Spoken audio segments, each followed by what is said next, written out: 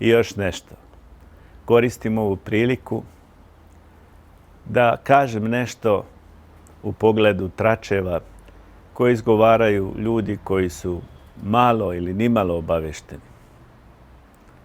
Poslužit ću se jednom anegdotom koju sam nedavno pročitao u jednoj dobroj knjizi koju je napisao jedan Austrijanac o našem Ivi Andriću.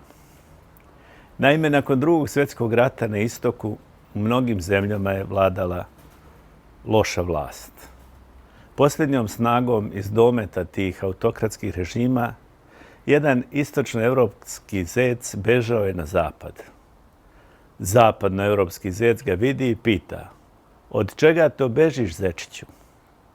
Kod nas progone slonove, odgovori on. Ali ti nisi slon, konstatuje zapadnjak. Naravno da nisam, ali nisam siguran da li to mogu da dokažem, odgovorio je istočnoevropski zec. Nešto slično je sa mojom kandidaturom za predsjednika. Jedino što mogu da vam pokažem i da vam kažem, ali opet sa svešću da to mnogima neće značiti ništa ili nimalo.